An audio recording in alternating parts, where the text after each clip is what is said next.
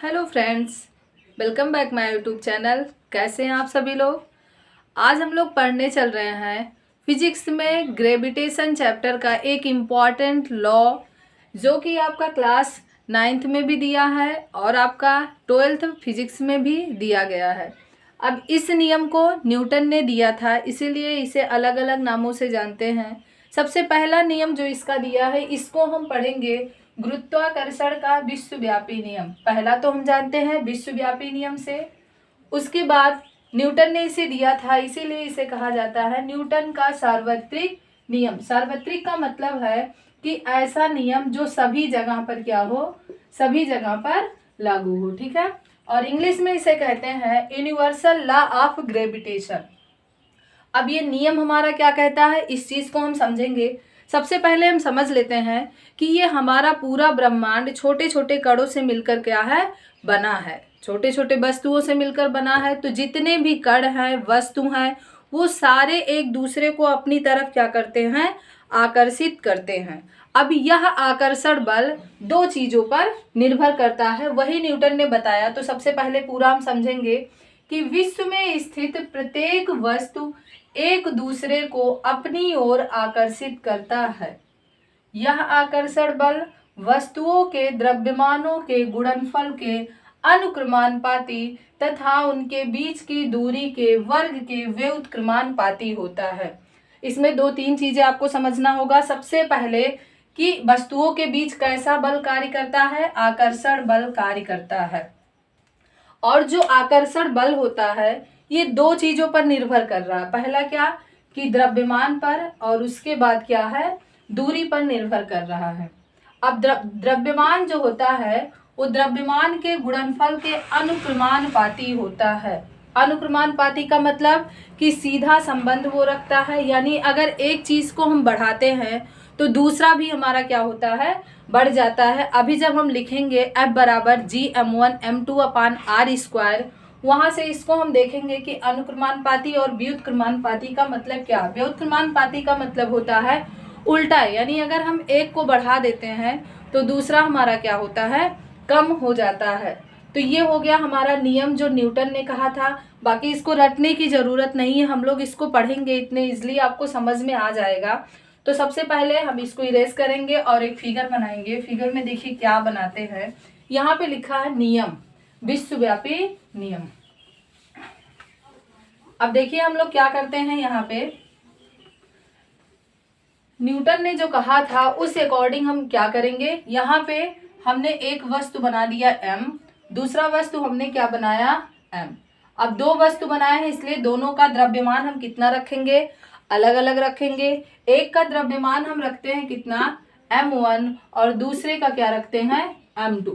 ठीक है, और इनके बीच की जो दूरी है, उस दूरी को हम d चाहे r किसी भी चीजों से रिप्रेजेंट करेंगे। बस आपको याद रखना होगा कि r हमारा क्या है, और अगर d रखते हैं तो d भी हमारा दूरी होगा। ठीक है, यहाँ पे सबसे पहला काम हमने क्या किया, हमने माना कि हमारे पास माना दो वस्तु हैं, क्या है, दो वस्तुएं हैं, और उनका द्रव्यमान क्या है, m1 तथा m2 है।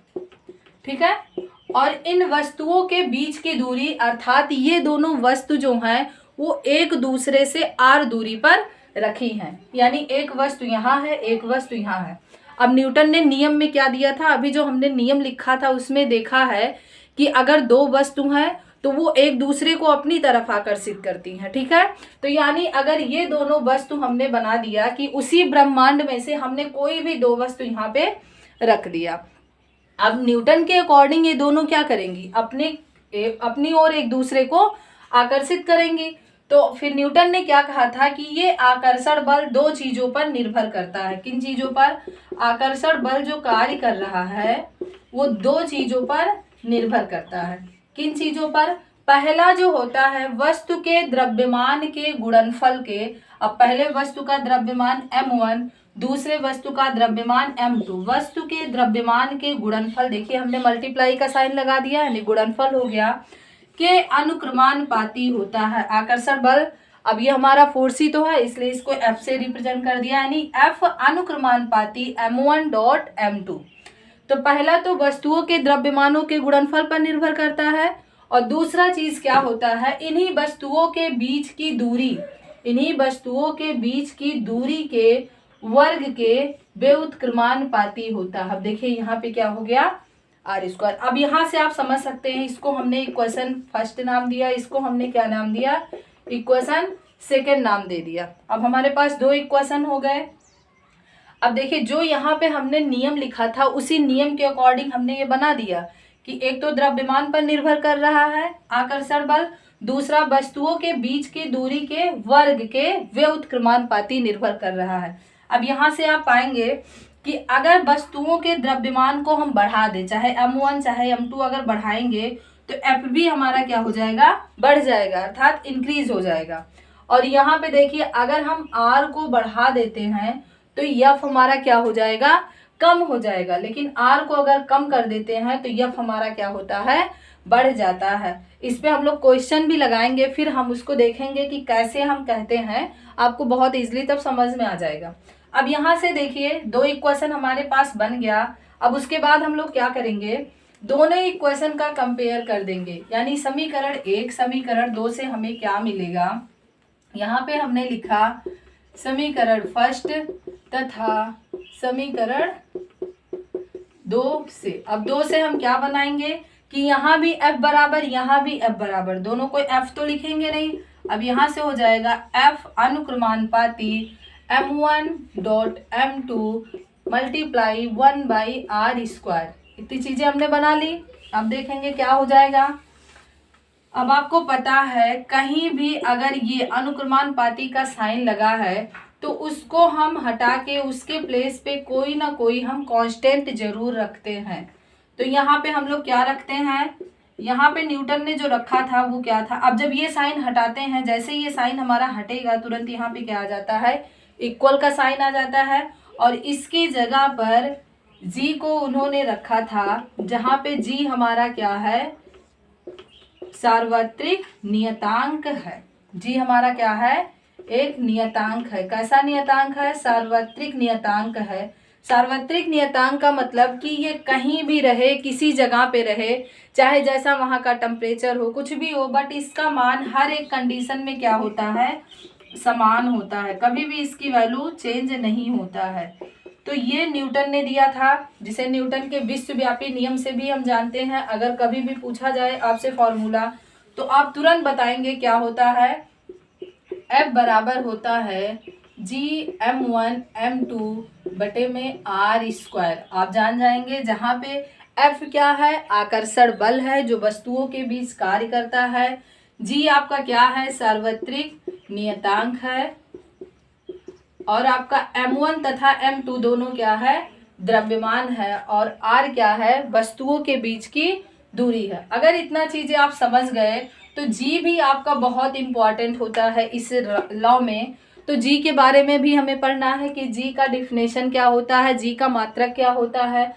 तो सबसे पहले तो अभी अगर हम फॉर्मूला लिखे हैं तो हम देख लेते हैं कि g का मात्रक क्या होगा।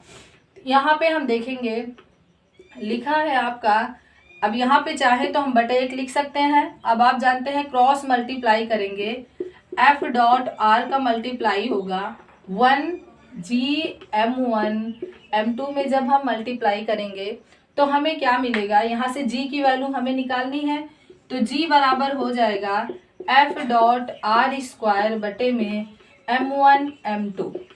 अब आपको मिलेगा, आपको सभी को पता होना चाहिए कि बल का मात्रक क्या होता है, न्यूटन होता है, और r दूरी है, दूरी का मात्रक क्या होता है, मीटर होता है। तो इसे मीटर लिखेंगे, लेकिन यहाँ पे स्क्वायर है इसलिए क्या हो जाएगा, मीटर स्क्वायर हो गया। अब बटे में ये m, दो अलग अलग हमने वस्तु बनाया था ना, एक का द्रव्यमान हमने m1, एक का द्रव्यमान m2। एक को आप थोड़ा बड़ा बनाइएगा, एक को छोटा, क्योंकि सेम साइज का मत बनाइएगा, नहीं तो द्रव्यमान आपका समान लगेगा, जबकि यहाँ पे अलग अलग है। अब आप जानते हैं कि अगर एक वस्तु है इसका द्रव्यमान kg होगा, ये दूसरा वस्तु है इसका भी द्रव्यमान क्या होगा, kg। अब kg यहाँ से मिल के kg² आपका हो जाएगा। तो यहाँ से अगर हम निकालें क्या चीज़ें, g का मात्रक, यहाँ से अगर हम निकालें g का मात्रक तो आपको मिलेगा क्या होता है, न्यूटन मीटर स्क्वायर पर केजी स्क्वायर। कहीं कहीं आपको ऐसा भी दिया रहता है, ऐसा भी लिखा रहेगा कि जी का मात्रक बराबर newton metre square dot kg -2, ऐसा भी लिखा रहेगा। तो चाहे ऐसा लिखा रहे चाहे ऐसे। अब देखिए, अब ये चीज़ें अगर हम समझ गए तो इसका फिर हम देखेंगे आगे वाले वीडियो में जब भी आएंगे, क्योंकि अगर इसमें बताएंगे तो काफ़ी लंबा हो जाएगा। तो अगले वीडियो में हम लोग पढ़ेंगे कि अगर f बराबर g के हो जाए कैसे हो जाएगा, ये हम बताएंगे। तो यहाँ से आपका g का परिभाषा निकल के आएगा। उसके बाद इससे रिलेटेड हम लोग क्या बताएंगे, न्यूमेरिकल वगैरह भी सॉल्व करेंगे, तब ये जाके हमारा टॉपिक एकदम से क्लियर हो जाएगा। अगर आप लोग को यहाँ तक समझ में आया है या फिर कहीं कोई प्रॉब्लम है, कोई डाउट है, तो आप कमेंट करिए। और जिस भी टॉपिक में आपको प्रॉब्लम हो रही है आप कमेंट करके बताइए, मैं वो आपका सारे टॉपिक एक एक करके क्लियर करवाऊंगी और उस पर ज़्यादा से ज़्यादा क्वेश्चन भी करवाऊंगी। अगर आपको वीडियो अच्छा लगा है तो चैनल को लाइक करें और सब्सक्राइब करें। Bye bye.